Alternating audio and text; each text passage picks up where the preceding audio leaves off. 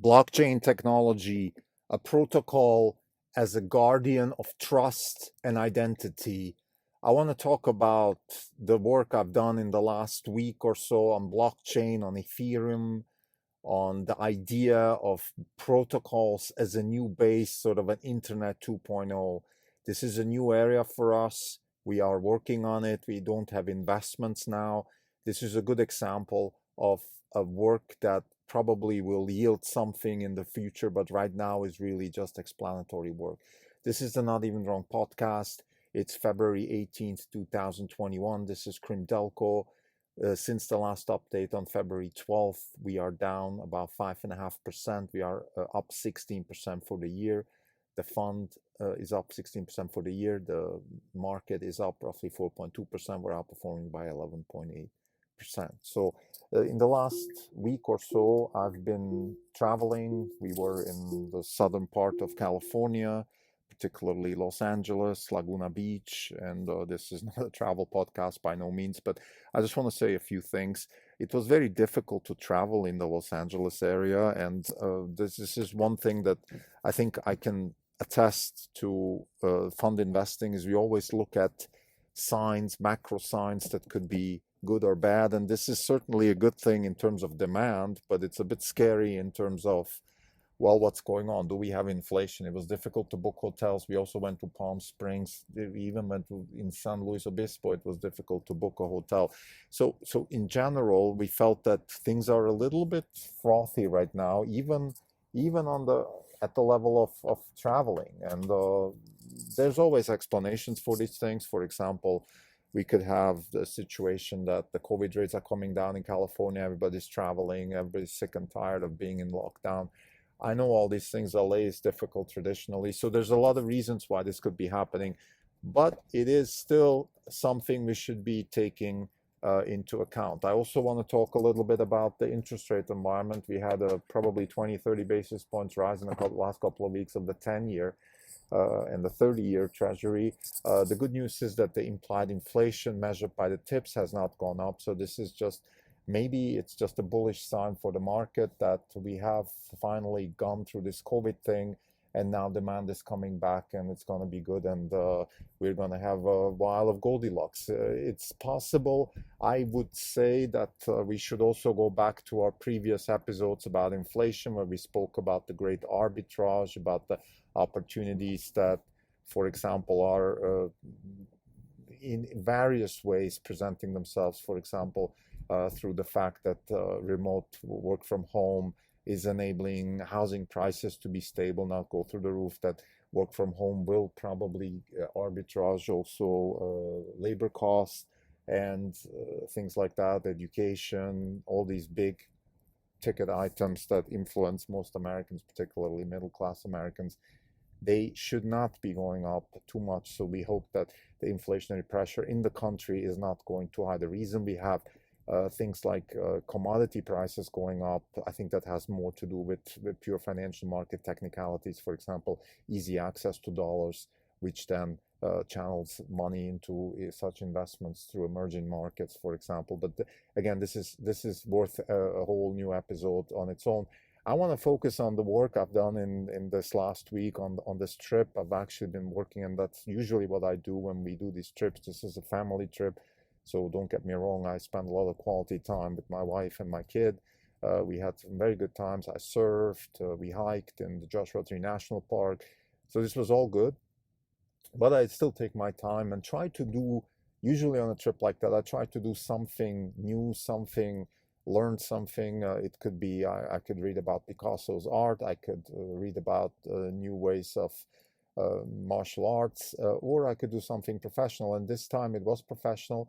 I started by listening to the founder of Etherum, Vitalik, I think his last name eludes me now. Anyway, he's the founder of Ethereum, the person that actually created the protocol. So I listened to an interview with Lex Friedman, and there were some interesting ideas that I got from there. And here I want to summarize my thoughts about the general idea of blockchain, decentralized protocols, and what I think the opportunity is. First of all, I think the opportunity is there. there is a real opportunity um, to change a few things that are very interesting. I call it Internet 2.0. Here's what I think. The Internet 1.0 was a communication tool to link computers and data in a decentralized way through the Internet protocol, the TCP/IP protocol that allowed a package system to be sent from many independent nodes to many other independent nodes. There was no central authority, and the whole idea of TCP/IP came out of the urge to survive a nuclear war and things like that. So we went from there to this level of internet that we have today, and there's a couple of problems with this. One is trust, the other is identity. The two main problems prevalent, for example, in social media, but not just in social media, also in finance and in many other areas. So this is what Internet 2.0 could be tackling, and this is in particular, I think, what these protocols, for example, Etherum, and also, of course, the Bitcoin protocol, the blockchain, the original blockchain protocol, is trying to tackle. So let me first explain the way I understand it in my own words what the blockchain protocol is, and then go to Ethereum, and then explain where I see the opportunity and what I mean with Internet 2.0. So the blockchain is, if you take a Bitcoin is a digital signature where I transfer a digital asset called a Bitcoin from one person to another through a digital signature. There's a public key, a private key, there's an address that defines the coin, and that gets transferred from me to the other person. Now, how do I make sure that that transfer is legitimate, that I don't do double spending, so I don't spend the same coin in many ways and basically deteriorate the system? How do I make sure that that happens? I use the network to vote on the blockchain, meaning the transaction that I make and all the subsequent transactions that that particular Bitcoin makes are all registered in the blockchain. They are in the network, readable, and the way these transactions get validated is that the nodes, each participant in the node, each participant in the network can vote on those transactions and decide that the transaction is either valid or not valid. And in order to prevent a Sybil attack, which is a technical term for basically the idea that I could make a false transaction and then just create a lot of fake identities in the network and then vote for my transaction as being valid even though it's not valid. So in order to prevent that, the creator of Bitcoin, Satoshi Nakamoto, he came up with the idea of proof of work. So basically you have to put on a lot of resources to make sure that you are somebody who is legitimate in voting for the transaction. This idea of proof of work came from spam email. So the idea was that if you send one email to somebody through proof of work, that is a negligible cost. If you have to send millions of emails, that can be very detrimental to your wallet. So therefore, there is a sort of inherent system of security in the system. So the blockchain, again, is basically a chain of transactions that are legitimized by the network through voting, and proof of work is preventing Sybil attacks.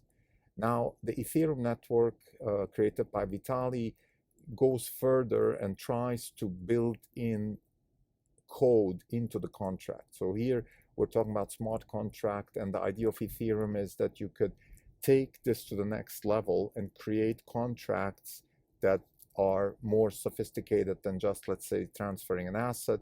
You could have, for example, a contract that says, if you do this, I'll pay you that. If you don't do this, I'll pay you that. Things like that. Or you could have, for example, also kind of a little bit what options markets do. You could say, if a certain threshold is reached, then the contract pays X, otherwise Y, things like that. So you could start encoding contract events. You can algorithmatize contracts, and this is sort of what smart contracting really means. Now, here's what I find very interesting as an economist, as a financial economist, as a hedge fund manager. Of course, this rule-based money system is interesting. I'm not too, I still have my doubts because I feel like the volatility is a problem here. I feel like the limited supply of the digital currencies, the way they're organized right now, is a problem because, like I said in one of the previous episodes, the limited supply, while good for the value of the currency, I think from an economic perspective, could be very detrimental. And I don't think that I would take a bet that, like Naval on Twitter said, that buying Bitcoin is basically a way out of the money option, that the whole system gets Bitcoinized, the whole global monetary system. I don't think that that will happen, or at least right now. So, but here's what I don't want to be negative about this. Here's what I really think is interesting. And I think this idea of smart contracts, of protocols to deal with identity and with trust in the internet as a social media tool, I think this is really, really interesting. And I think that's probably what Mark Andreessen and people like that talk about when they talk about crypto. This is what's really interesting. So not speculating in Bitcoin, not revolutionizing money, making people that weren't rich, any of that stuff, I couldn't care less. But I think as an investment theme, this idea that we have smart contracts, Internet 2.0, dealing with trust and identity on the internet in a much more intelligent way, I think this is what we're going to be monitoring. For example, Twitter has an analyst day this week. We're going to be listening very carefully if they are using some of those techniques to increase trust and identity on their network, which would be a very interesting application. We're looking for companies, we're looking for investment theses that are basically the following. We're using blockchain protocols to improve trust and identity on the internet. This is, I think, a theme that we're formulating a new theme here. We have two big themes. One is AI,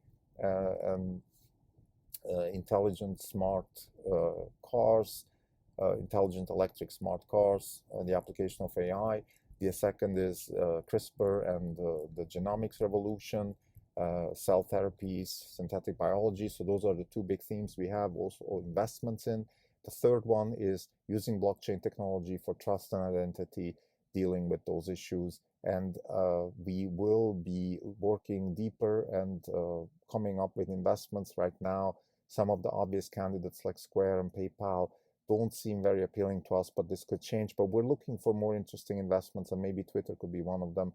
We will definitely look at Twitter more carefully this week at the Analyst Day. So to summarize, this week I've been working on in particular the Etherum blockchain, but generally I started an EDX course about the blockchain just to understand the basic fundamentals, the basic technology. I'm not an engineer. I am not going to write applications on the blockchain or anything like that, but I think it's worth understanding the basics. And I think I've already concluded that the interesting part from an investment perspective is going to be trust and identity as a solution to trust and identity using a protocol, a blockchain-based protocol. This is what we're going to be looking for in the future as far as the space is concerned. Thank you.